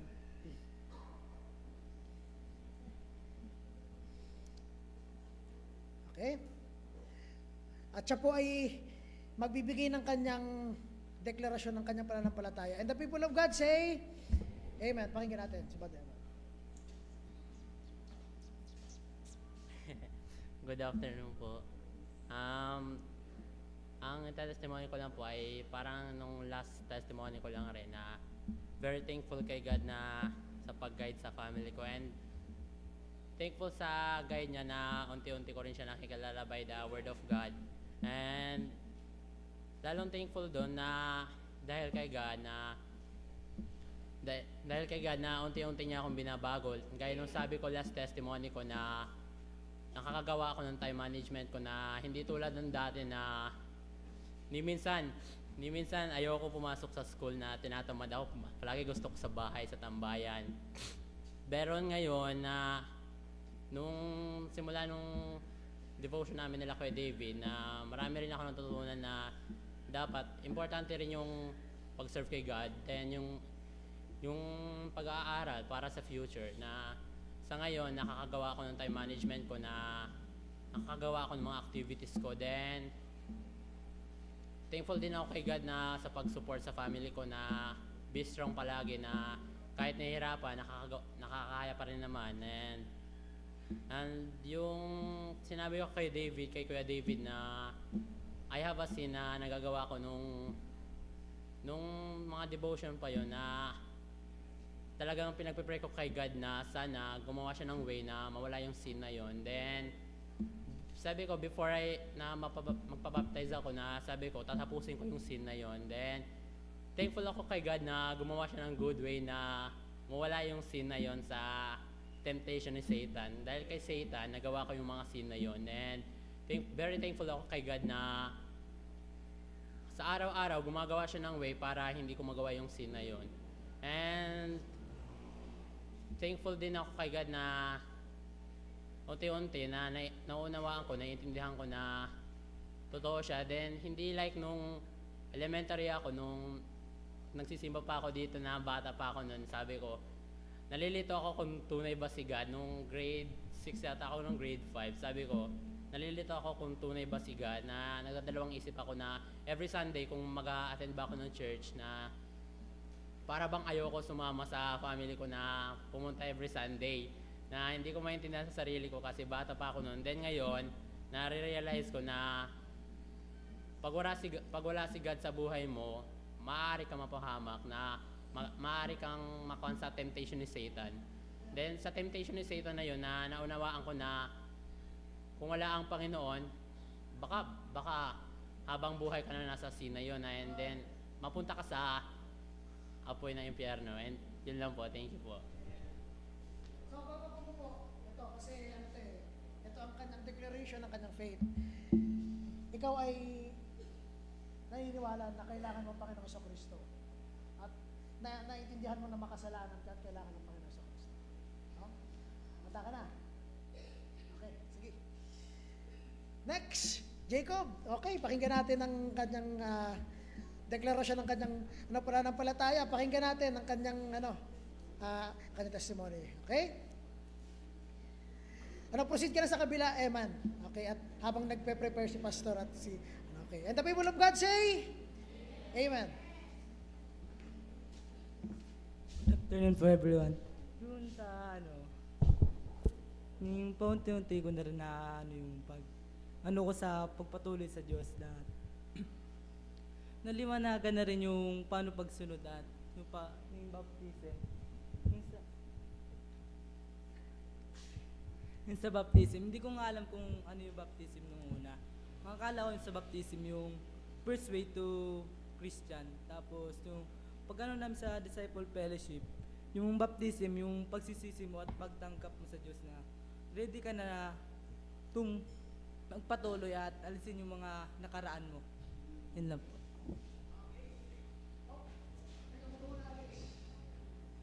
Kasi kailangan natin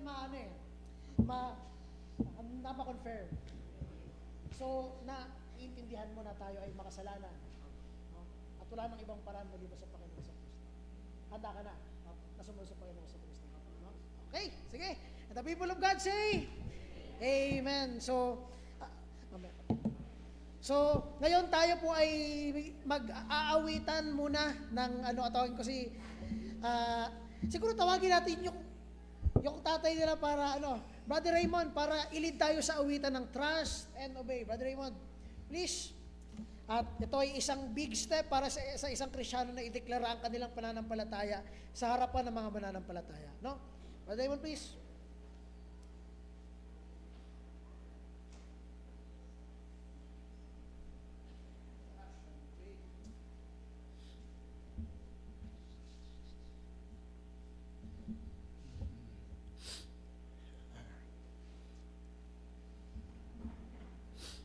Ay niyayang ko pong bawat isa tumayo. Awit po tayo sa Panginoon. Amen po ba? Trust and obey. Wala pong ibang bagay na ating gagawin kundi magtiwala at sumunod sa Panginoon.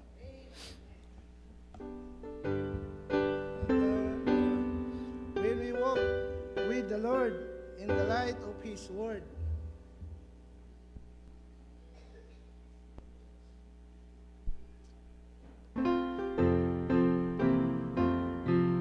stanza ready, say, when we walk with God, from the light of His Word, while our glory shed on the way,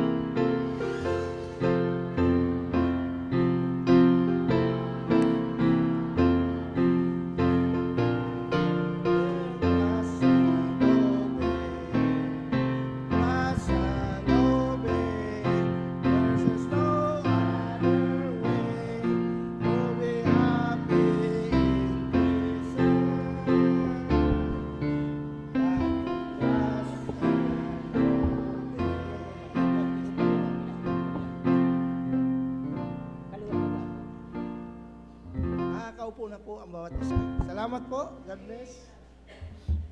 Ako po'y nagpapasalamat sa Panginoon sa tagal ng tubig dito na hindi gumagalaw. Sa biyaya ng Diyos, siya po ang nagpadala ng kaluluwa. Hindi po kami nagligtas sa kanila, ang Diyos sa paniniwala. Sabi ng John 3:16, at whosoever believe, hindi yung tanggapin mo, kundi pag naniwala ka sa ginawa ni Kristo sa krus, nagdusa siya sa iyo, dinurog siya ng Ama dahil sa kasalanan natin. Pag tinanggap mo yon, sigurado ka ng langit. Okay? So, dito na lang po natin. Dumating po ang magkapatid na ito, grade 3 si Iman. Hindi ko alam kung anong grade si Jacob.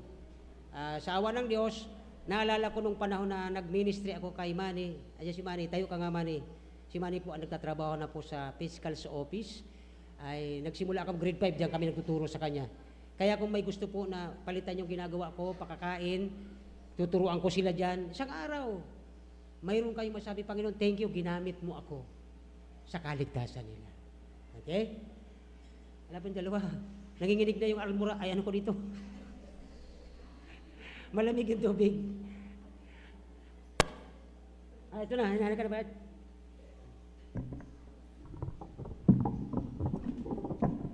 Salamat sa mga kapatid, yung dalawang magkapatid kagabi. Niras nila ito. Muntik si doon mabalian. Nadulas yata. Sumakit ito. Pinabayaan namin. Kami na lang na mag-ama nagtapos. Si Mrs., si Truth. Tulong-tulong kami. Alam mo niyo. Okay. Sigurado ka na ang Panginoon tinanggap mo. Hindi yung turo ni Kuya David. Hindi yung turo ng simbahan. Pag namatay tayo ngayon ng sabay, malunod tayo rito. Sigurado ka ba ng langit? Bakit? Kasi tinanggap ko si Christ bilang Diyos Ama at aking tagapagligtas. Hindi ka nagbabago noon. Okay, so, mga kapatid, sa kapangyarihan, pinagkaloob sa akin ng Pilipinas bilang pastor sa lugar na ito. At sa simbahan, ngayon kapatid, dahil tinanggap mo ang Panginoon, at sigurado ka na doon, pumawag ka sa akin. Upon your confession of faith in Christ, in the command of God, and command in this church, I now baptize you, my brother, in the name of the Father, the Son, and the Holy Spirit, buried with Him in the last, in the His resurrection, tumayo ka ng magpapabago ng buhay, lumakad ka sa sinasabi ng Biblia. Amen. Purihin ang Diyos.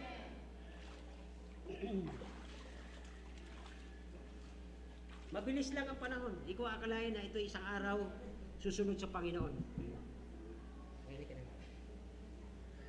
Lahat naman po itong magkapatid ito nakakasama sa mga camp, sa mga YBA fellowship. Alam ko nakatulong sa kanila ito. Alam mo na gagawin ko? Lulog ka ng lulog yan. Ako magpipisit sa'yo, umawak ka din sa akin. Okay?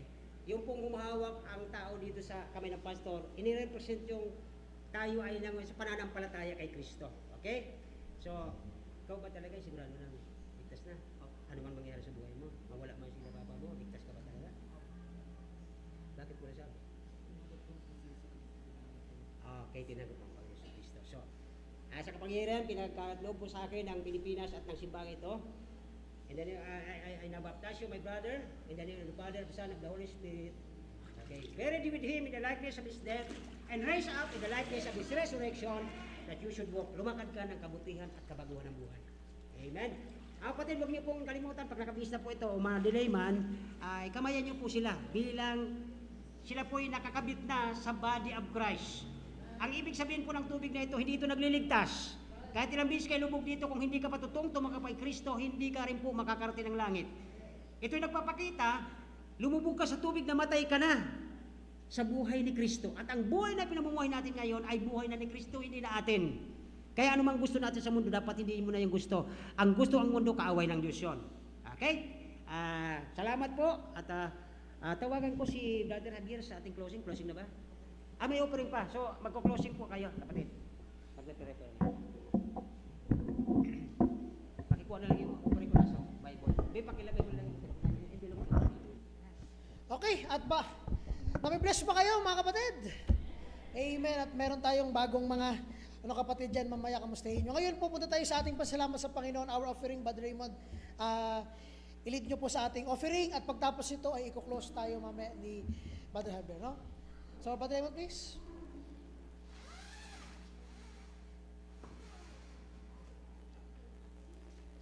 Tayo po'y tumayo para Lumapit po tayo sa luklukan ng Panginoon at tayo magpasalamat sa kabutihan ng Diyos na ginagawa sa buhay natin. Dakilang Diyos na sa langit, sa pangalan po ng inyong anak na si Jesus at pagkilos ng makapangyarihang Espiritu Santo sa umagang ito. Lubos kami, Lord, nagpapasalamat kung anong po meron kami sa umagang ito, Diyos. Dalangin po namin, Lord, ang aming pagkakaloob sa inyong gawain. Inyo po itong i-bless na magamit po, Panginoon, sa inyong gawain sa lugar ng Kamalig, Panginoon. Dalangin ko po, Lord, ang bawat isa sa amin ay makitaan niyo po ng kagalakan sa pagbibigay sa inyong gawain sa umagang ito, Diyos. Pinupuri ka namin, nagpapasalamat kami, Panginoon, sa pag-iingat, sa pagmamahal, sa kalusugan na mayroon kami, Panginoon. Pinupuri ka namin, nagpapasalamat kami sa lahat-lahat, Panginoon. Ito po aming dalangin sa tanging pangalan ng inyong anak na si Jesus. Amen.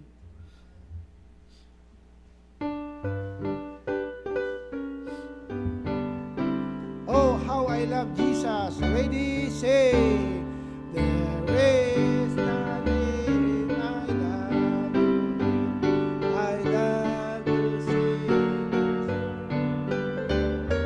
songs like music in the sweetest